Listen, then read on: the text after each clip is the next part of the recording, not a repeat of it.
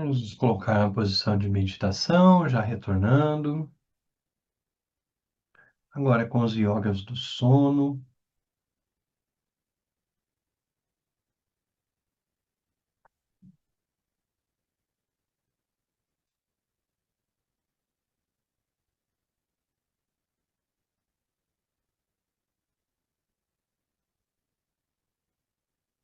Nove respirações.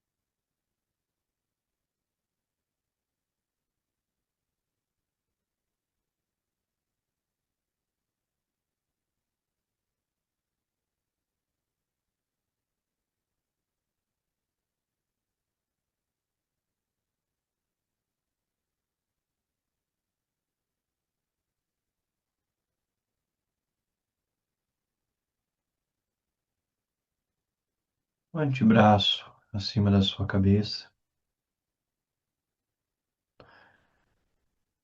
Visualize Tapiritsa, ou o ser de sua devoção.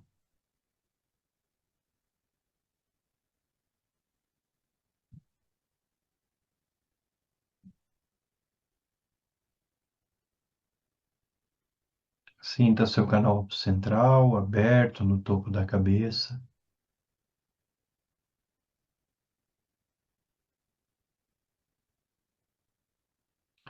Visualize que do coração de Tapiritsa emanam três sílabas: Ram, Yam e Mam.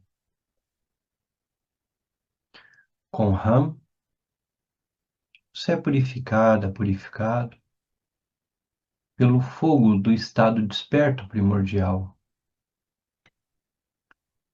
na perspectiva da luz vermelha, que te purifica,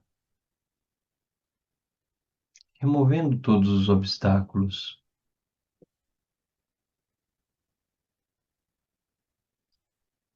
Do coração de Tapiritsa surge a sílaba Yam, vento. O vento do estado desperto primordial, que na cor verde te purifica.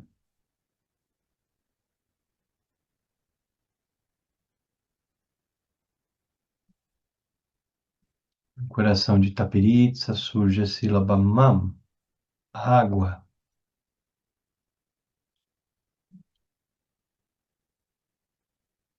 que na cor azul vem até você. E pela água do estado desperto primordial, você é purificada, purificado. Visualize que da testa, garganta e coração de Tapiritsa emana uma corrente de luz branca da testa, vermelha da garganta e azul do coração. E essas luzes te tocam, fazendo do teu corpo o corpo iluminado de todos os Budas, tua fala, a fala iluminada de todos os Budas, e da tua mente, a mente iluminada.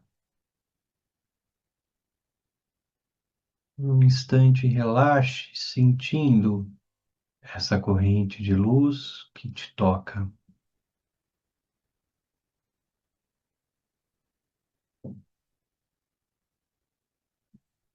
perpassa por você.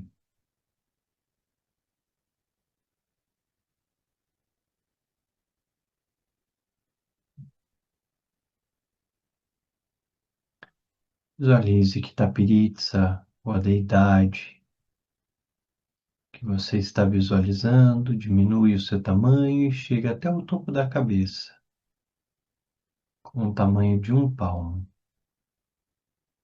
Adentra pelo canal central e quando chega na sua garganta, o chakra da garganta, ela tem o tamanho de um dedo. E ao descer pelo canal central, vai até a altura do coração. E na altura do coração, ela se manifesta como um tigre, do tamanho de uma unha.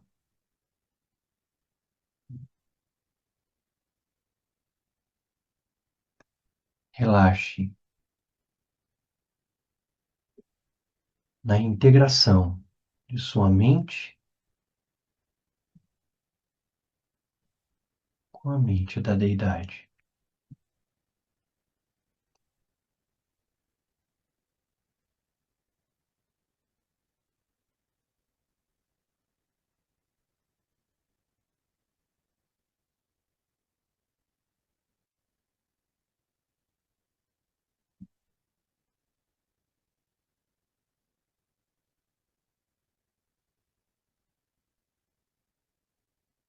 Sinta-se protegida, protegido.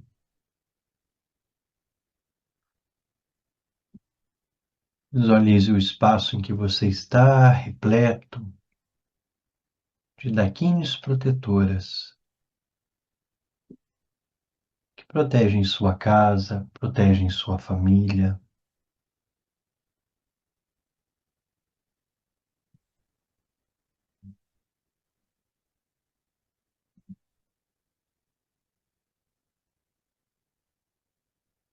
Sinta a presença dessas daquines.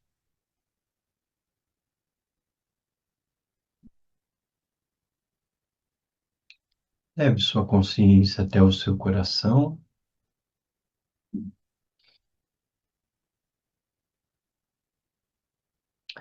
Visualize no seu coração um lindo lótus de cor azul.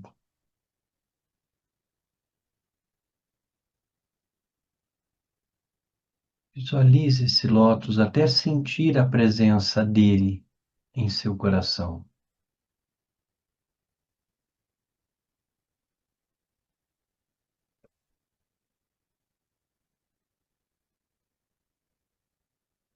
Sobre o lótus, no centro do seu coração, uma esfera de luz branca,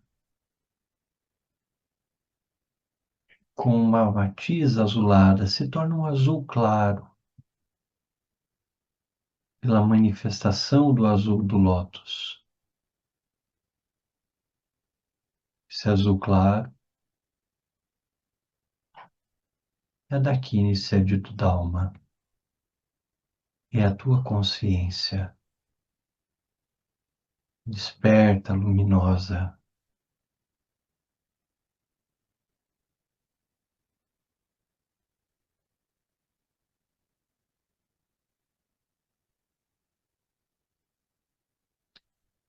Visualize diante de você, à sua frente, uma esfera de luz amarela, representando o elemento terra, como uma emanação da Dakini. Somente luz, e imediatamente se dissolva nessa luz.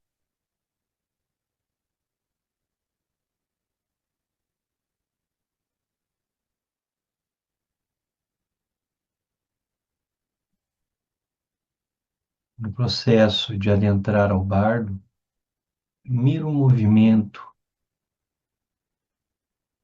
é a dissolução do elemento terra, o elemento água. Visualize à sua direita uma esfera de luz azul,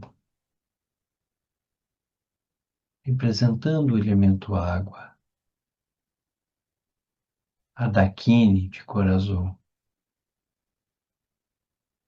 Leve sua consciência até essa esfera de luz azul e, num instante, se dissolva na luz azul.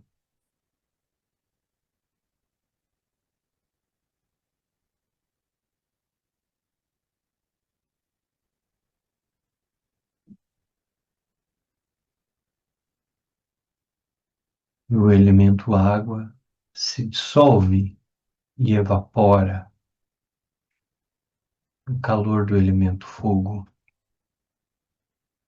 Visualize nas suas costas, na parte de trás, a esfera de luz vermelha, a Dakini do elemento fogo.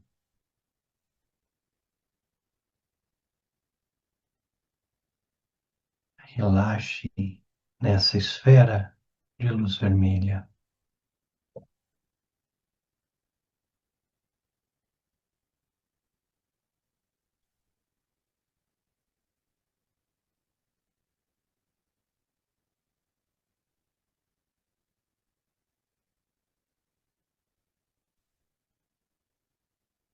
E o elemento fogo se dissolve no elemento vento. Visualize à sua esquerda, na quarta pétala do lótus, uma esfera de luz verde. O elemento vento.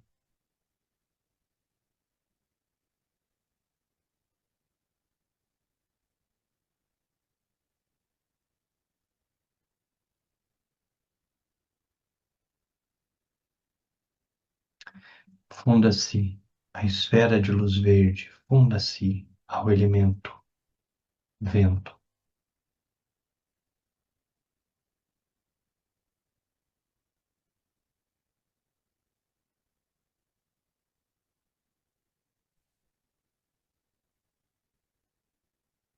No último estágio, no momento em que adentramos o bardo, no momento em que o elemento verde, o elemento vento, se dissolve no espaço. É o momento em que nós adentramos a mandala. Nós nos dissolvemos na consciência pura, no estado desperto primordial, no tigre branco azulado no centro do coração. Clara luz, a luz pura.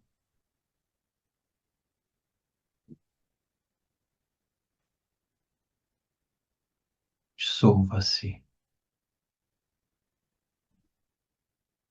nessa esfera de luz azul claro.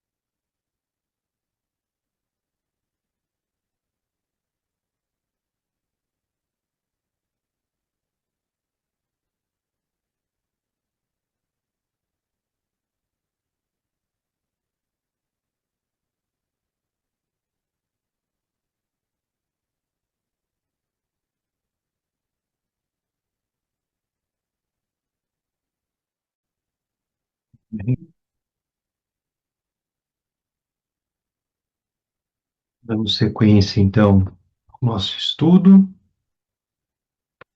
Semana passada, a gente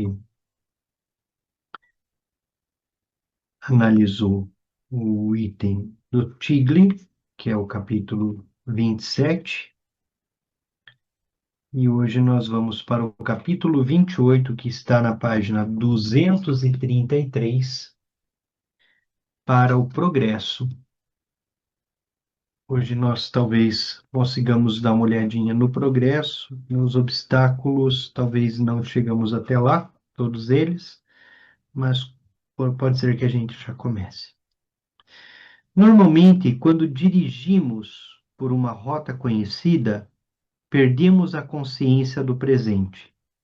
Mesmo diante de um trajeto diário de 45 minutos ou uma hora, poucas coisas são vistas de forma muito consciente. Nós saímos de casa, pegamos o carro quase que vai automaticamente até o nosso trabalho. O motorista entra no piloto automático, perdido em pensamentos, lembranças e preocupações ou planos, né?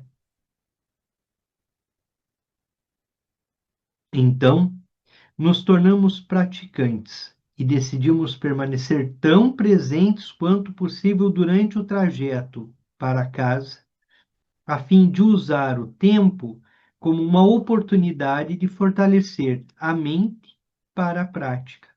É muito difícil fazer isso devido ao condicionamento.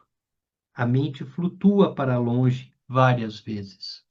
A gente está aqui praticando, fazendo uma prática guiada, né? Por mais que a gente conduza, visualize uma esfera de luz vermelha, a nossa mente já está voando, já está indo para outros lugares, já está imaginando um monte de coisa acontecendo com essa luz que virou fogo, que é a luz do trânsito, que o trânsito tem carro, que carro buzina. Ou seja, a mente ela viaja num instante. A gente tem dificuldade em simplesmente relaxar na presença, mas um pensamento vem e nos toma. É muito difícil fazer isso de estar presente por conta do condicionamento. A mente flutua para longe várias vezes. O praticante atrás de volta, a sensação do volante, a cor da grama ao longo da rodovia, mas isso dura apenas um minuto, até que a atividade da mente arraste a atenção para longe novamente. Essa nossa prática, a gente vai fazer chamata, vai fazer chinê, em um minuto nossa mente está trazendo tudo que não precisa. Um pouco atrás aí a gente estava aí no estudo da Maravilhas da Mente Natural falando, né, sobre a pessoa famosa. A pessoa famosa surge diante de nós. As pessoas famosas, as experiências famosas, de repente elas surgem. E a gente precisa lidar com isso durante a prática. O mesmo acontece na prática de meditação. A mente é direcionada para a imagem de uma deidade, para uma sílaba, para a sílaba A, ou para a respiração. Um minuto depois, ela se perde novamente. Se dura um minuto para ela se perder, a gente já fez um grande progresso, porque a mente se perde em milésimos de segundo. Ela não para.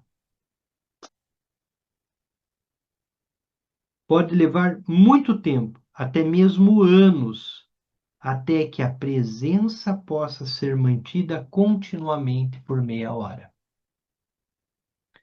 Pode levar anos para que durante uma prática de chinê, uma prática de chamata, a gente consiga estar presente por horas, por meia hora. Uma prática de visualização de uma deidade que a gente consiga visualizar essa deidade por 10 minutos, por 15 minutos. O poder da nossa prática está nessa capacidade. Os pensamentos virão. A única questão é que a gente não se perde com eles. Quando começamos a prática dos sonhos, seguimos uma progressão semelhante. A maioria dos sonhos são períodos de completa distração. O sonho é esquecido quase tão rapidamente quando acontece. Com a prática, surgem momentos de lucidez que aumentam gradualmente para longos minutos de presença lúcida no sonho. E naturalmente isso vai se estendendo à medida em que nós praticamos yogas dos sonhos. Ainda assim, a lucidez pode se perder, ou o próprio sonho pode novamente não ser lúcido. O progresso é feito, é certo e perceptível, mas requer diligência e uma forte intenção. O desenvolvimento da prática do sono geralmente é ainda mais lento, mas se depois de praticar por um longo tempo não houver progresso, se a presença não aumentar, ou se não ocorrer mudanças positivas perceptíveis na vida, é melhor não aceitar esse estado de coisas. Em vez disso, convém fazer práticas de purificação, examinar e curar compromissos rompidos, samayas, ou trabalhar com o prana e a energia do corpo. Podem ser necessárias outras práticas específicas para eliminar obstáculos e servirem de base para a realização dos yogas do sonho e do sono. Lembrando que na tradição nós temos ali os obstáculos, as práticas dos sonhos e do sono, né? A mente, né, a agitação da mente, a saúde do corpo, os espíritos locais. Então, são elementos que estão ali nos ensinamentos de Charles Rinpoche que tratam de como esses obstáculos surgem. Então, o próprio Rinpoche ensina para a saúde do corpo, não se alimentar com comidas muito pesadas, muito próximo de dormir, ou mesmo até em relação aos espíritos locais, de fazer práticas de pacificação, fazer oferendas de incenso. E o próprio Rinpoche disse: você ocidental pode não acreditar nada disso, mas acenda um incenso e faça uma visualização de que a energia do lugar foi pacificada, de que as coisas estão mais equilibradas, né? Mas principalmente tenha confiança nisso, tenha confiança nessa prece, tenha confiança nessa prática de acender um incenso e equilibrar essas energias. Porque pode ser que você não consiga realizar esses yogas do sonho e do sono, porque pode ser que nós não consigamos, porque as coisas ainda estão desarmoniosas no espaço em que a gente está, em nossas relações. Então, tudo isso ainda está muito denso, com muita. Aí a necessidade da proteção e tudo isso que os tibetanos cultivaram durante muitos séculos. O praticante é como uma videira que só consegue crescer onde há suporte. As circunstâncias externas têm uma forte influência na qualidade de vida. Portanto, tente passar o tempo em ambientes com pessoas que apoiem sua prática em vez de prejudicá-la.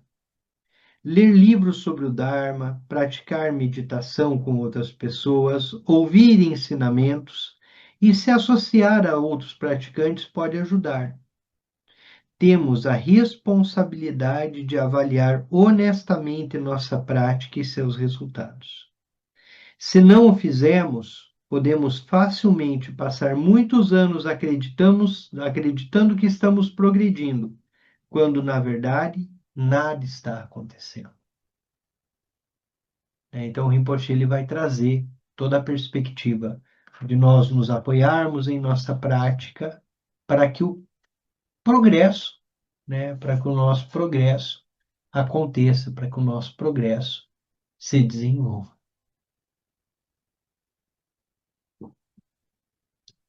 Obstáculos, capítulo 29, página 235. O Rinpoche vai tratar aqui dos 4 obstáculos principais, né, a prática do sono. O yoga do sono não é apenas uma prática para dormir. Ela é a prática de permanecer na consciência clara durante os 4 estágios de vigília: sono, meditação e morte. Então, durante os 4 estágios, né? Esses 4 estados, nós permanecemos consciente. Vigília, sono, meditação e morte. Os obstáculos abordados nesse capítulo são, na verdade, variações de um único obstáculo, que é ser afastado da clara luz, não reconhecer a clara luz, e levado à experiência dualística e samsárica. Esse é o princípio tanto do bardo quanto dos yogas dos sonhos. Quando nós não reconhecemos a clara luz, imediatamente nós somos levados para o samsara.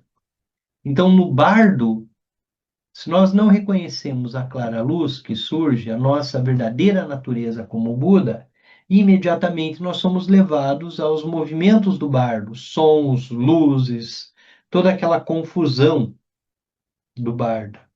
O mesmo acontece com o nosso estágio em vigília.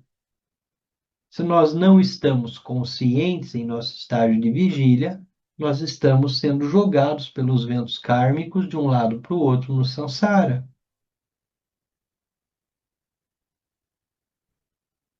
E o que é ser jogado de um lado para o outro pelos ventos kármicos no samsara? Apego, ignorância, apego, raiva, orgulho e inveja. Os 5 venenos se manifestando e a gente sequer percebendo que eles estão surgindo. Simplesmente expressando-se, manifestando e se tornando a raiva, se tornando o apego, se tornando a inveja, se tornando o orgulho. Quais são os 4 obstáculos? Perdemos, então, o que o Rinpoche diz é tudo derivação de um único obstáculo, que é perder a conexão com a clara luz. Nos afastarmos da clara luz. Então, quais são os 4 obstáculos? Primeiro, perder a presença da clara luz natural do dia, distraindo por fenômenos sensoriais ou mentais. O segundo, perder a presença da clara luz no sono, distraído por sonhos, por tudo aquilo que os sonhos no samsara, os sonhos sansáricos, trazem. Na meditação, perder a presença da clara luz no samadhi, durante a meditação, se distraindo pelo pensamento. Talvez fica mais claro para a gente a perspectiva do 3, porque é quando nós paramos para meditar e os pensamentos vêm e vão. Então, qual é o obstáculo? Perdemos a presença da clara luz e nos deixamos levar pelos pensamentos.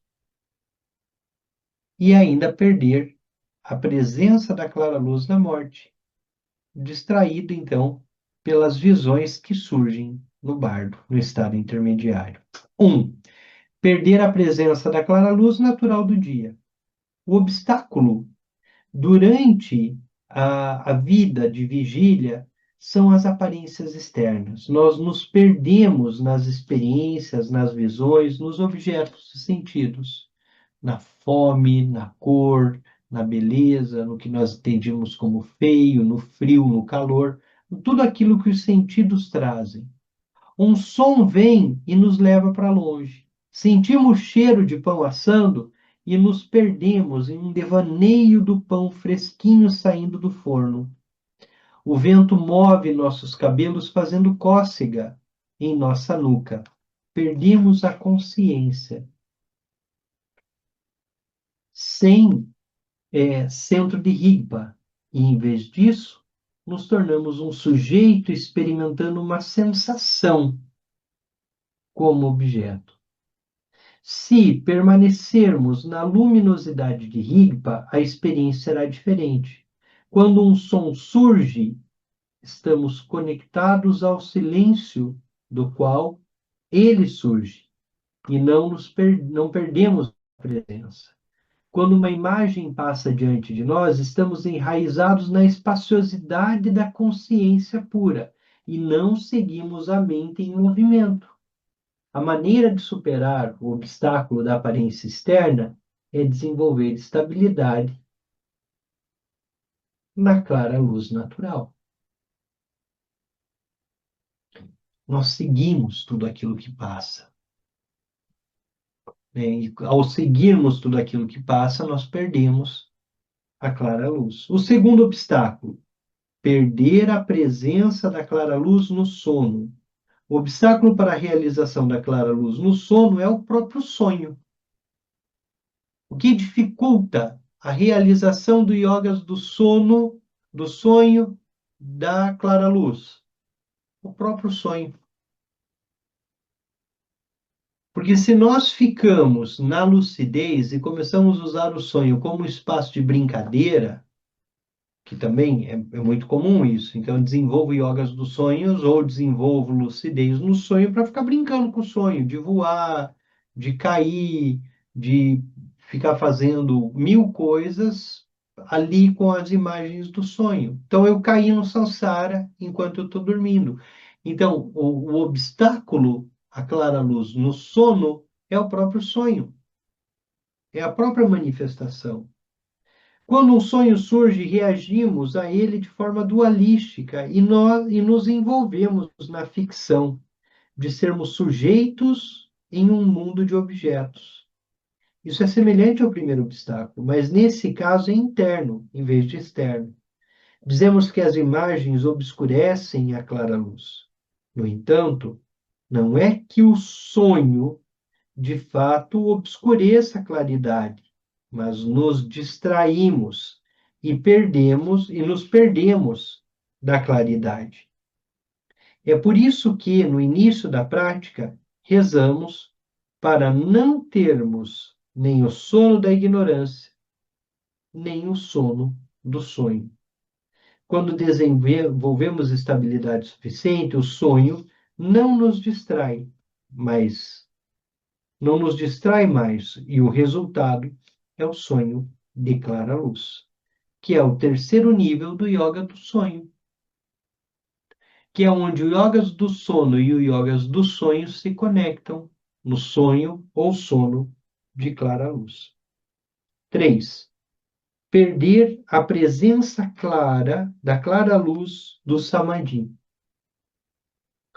A clara luz do samadhi é a clara luz meditativa ou a clara luz da consciência. Esta é rigpa durante a prática de meditação.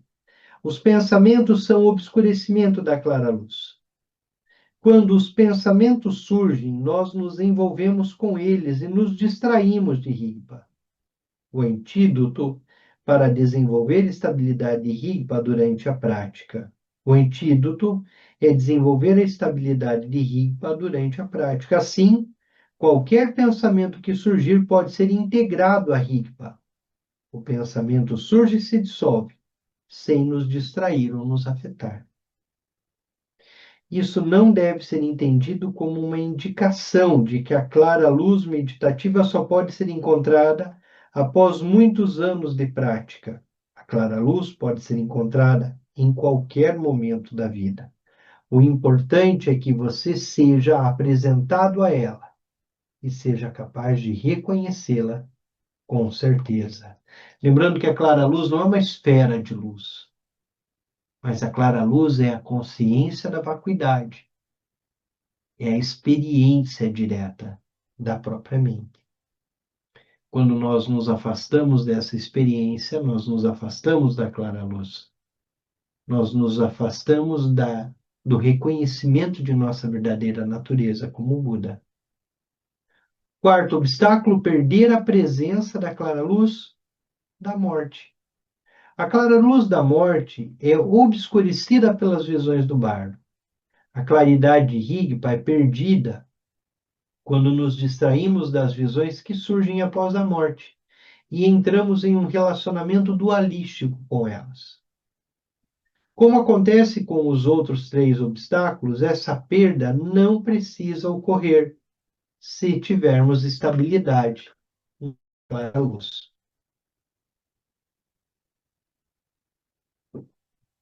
A clara luz natural do dia é a mesma clara luz da noite. Conhecendo a clara luz do dia, podemos encontrar a clara luz durante o sono. A prática é conectar a clara luz natural da vida desperta à clara luz do sono e a clara luz do Samadhi, até que possamos permanecer continuamente em Rigpa puro, pura, na união de clara luz e vacuidade, nesse estado consciente. O bardo não precisa obscurecer a clara luz da noite, da morte.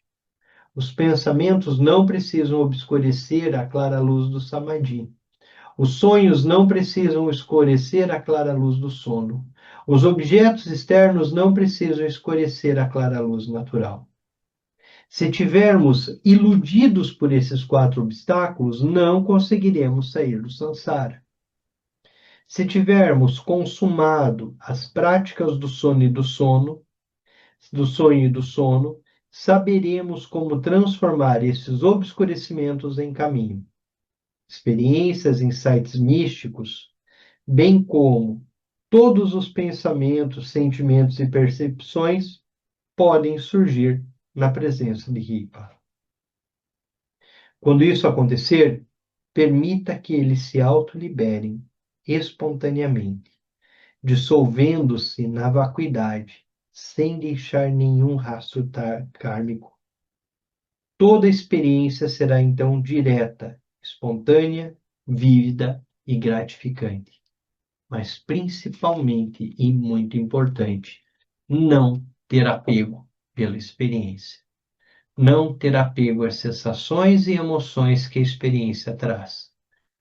Porque quando nós geramos esse apego a tudo aquilo que a experiência traz, nós corremos o risco de conceitualizar, transformar essa experiência numa ideia, transformar essa experiência numa coisa, num conceito, e automaticamente perder todas as chances de trazer essa experiência de novo. Porque quando nós tornamos a experiência em algo a qual nós nos apegamos, surge um conceito, e esse conceito nos afasta da experiência. A prática do sono não é apenas para dormir, é a prática de integrar todos os momentos, vigília e sono, sonhos e bardo, com a clara luz. Quando isso é alcançado, o resultado é a liberação.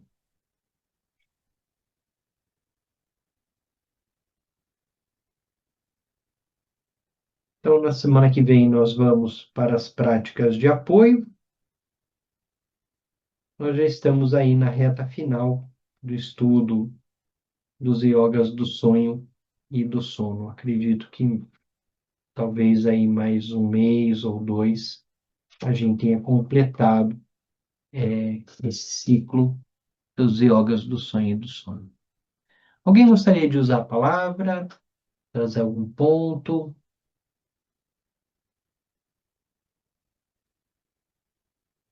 Tenho uma dúvida no, no, na meditação que a gente fez no início, a gente visualiza a deidade um braço acima da cabeça.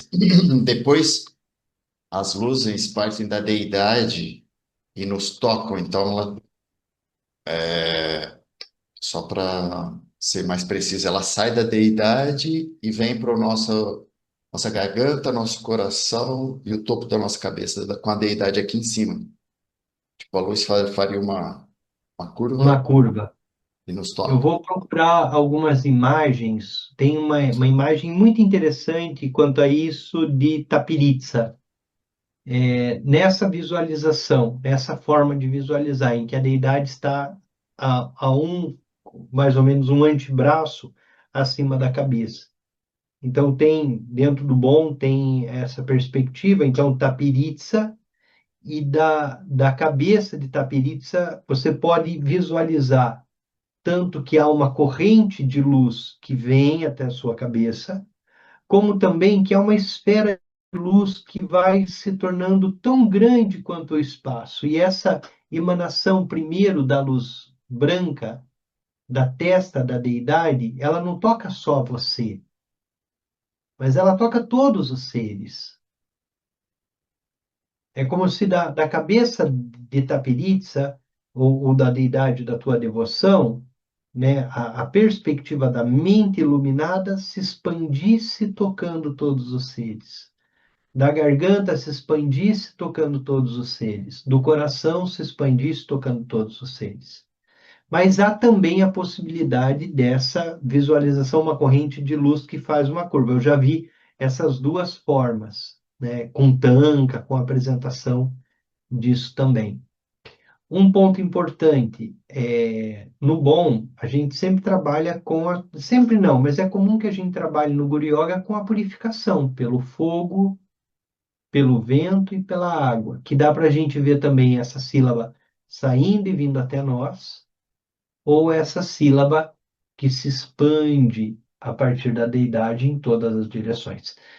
Os ensinamentos tântricos dizem que essa luz, quando nós visualizamos essa corrente de luz que vem da testa da deidade, essa corrente de luz, ela não para em nós.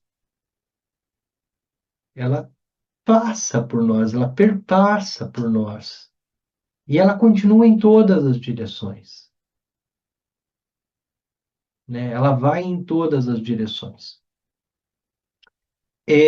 Nós podemos praticar Guru Yoga de duas formas. Uma das formas é essa do Guru acima do topo da nossa cabeça, que é como a nossa prece Guru Yoga diz, né?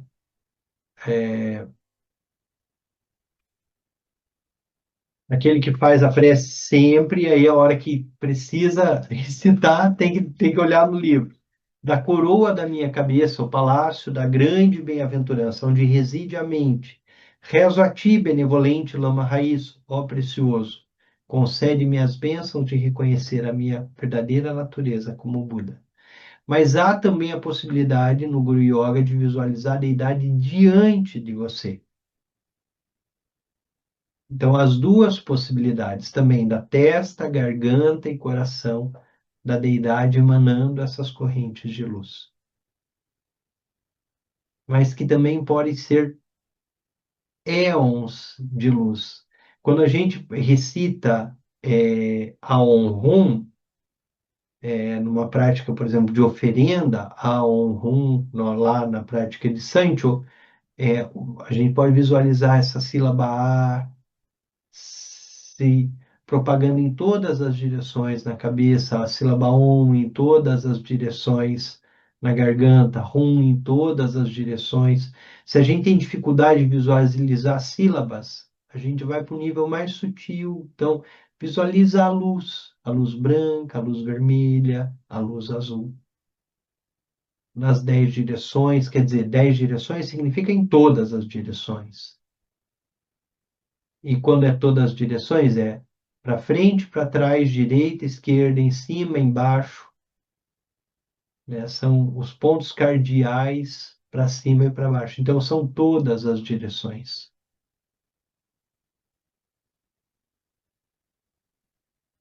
Obrigado, Marco. Adalto. O que eu queria comentar é que parece que há uma certa regularidade, assim, a cada 2 semanas ou um pouco mais, acontece um sonho lúcido, né? Nos intervalos aí é que ele sendo arrastado, assim, né? Pelas circunstâncias aí das aparências que vão surgindo, né? Algumas mais próximas da vigília, outras um pouco mais distante, sonhando com pessoas mortas, com a mãe, né, com irmãos e tal, né? Quando o sono se dá um pouco mais distante do início da vigília, né? E a cada 15 dias, 20 dias, vem aí uma certa lucidez. E chamou atenção aí no final de julho, né, um sonho que aconteceu é bem interessante que ocorre a percepção de estar lúcido, né? E aí me lembrei de praticar lá na aldeia, que é uma prática que eu faço de dia, né? De estar praticando e levo a minha mente até lá, pratico, volto, como um treinamento para a noite, quando isso for possível, né? Então, ressaltando que os ensinamentos acabam acontecendo, né? A gente percebe que eles acontecem. Talvez não com tanta regularidade como a gente aspira, né? Mas acontece. E aí, passados 15 dias, vem um outro sonho lúcido também interessante, em que eu consigo trabalhar aquele ensinamento do mestre, transformar pedra num cachorro, o cachorro numa borboleta. Então, foi possível também fazer essa prática, né, do sonho tendo lucidez. Então, acho que era isso que eu queria comentar, assim, quer dizer, não é um sonho lúcido recorrente, ele é espaçado, né? Mas de alguma forma tem vindo, né? Ora com uma característica, ora com outra, mas tem acontecido e de alguma forma reforçando os ensinamentos que a gente leu e aprendeu e está conversando aqui junto, né? De algum modo, a lucidez ela é um pouco isso, né? Reconhecer tudo isso, reconhecer que aquilo é um sonho, e muito importante tentar, no sonho lúcido, usar o sonho lúcido para desenvolver a flexibilidade, que é onde o Rinpoche diz que mais a gente deve usar o sonho lúcido, para flexibilizar a mente. E é aquela coisa, o que você não faria em hipótese nenhuma, faça. Flexibilize a mente, né? Nos ensinamentos Dzogchen, os ensinamentos vão dizer, haja como um demônio, né? Faça o que você não faria. Seja antinomínico. A norma diz para fazer isso, faz uma coisa diferente, principalmente se você é um cumpridor de normas. Por quê? Porque é mente-céu, tudo cabe ali. Então, flexibiliza, se solta, libera. Porque os ensinamentos do Zortin, eles eram mantidos tão em segredo? Porque o mau uso, de alguma forma, de tudo isso pode ser muito perigoso para o praticante. Então, usa o sonho para flexibilizar a mente. Usa o espaço do sonho como esse espaço de dar flexibilidade para a mente.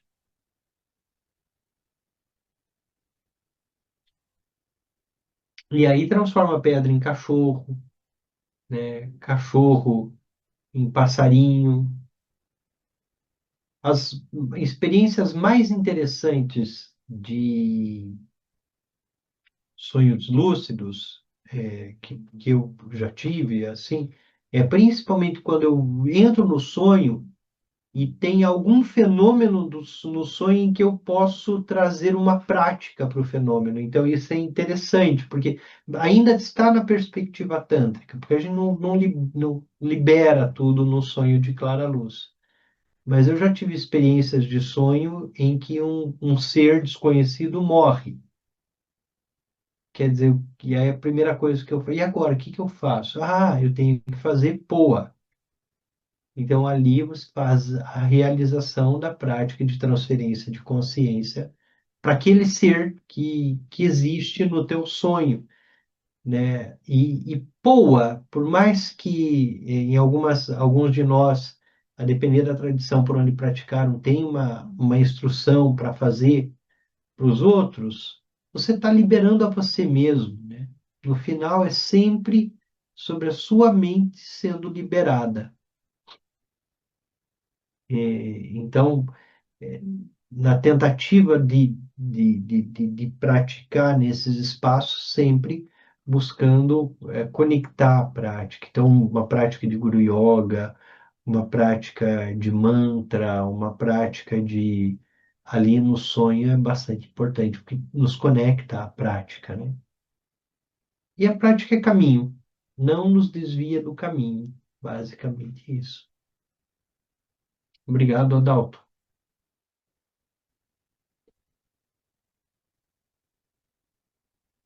Muito bem. Vamos fazer a dedicação. Vamos fazer a dedicação final.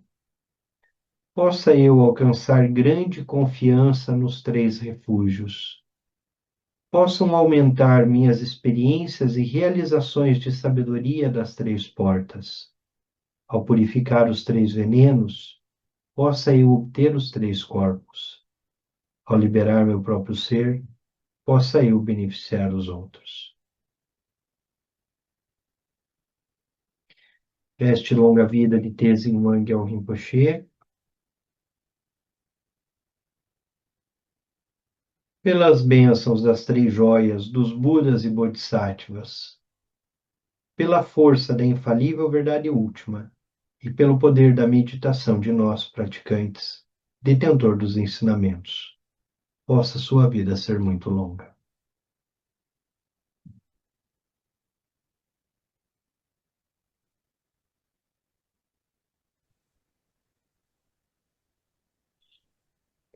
Boa noite. Boa noite, obrigado, Denis. Boa Práticas. Boa noite. noite, Denis. Boa Obrigada. noite. Boa noite, Boa noite, professor. obrigada. Boa noite, boa noite. Boa Obrigado. semana. Boa noite. Boa noite a todos. Obrigada. Obrigada, Buenas Denis. noites. Boa noite. Noches.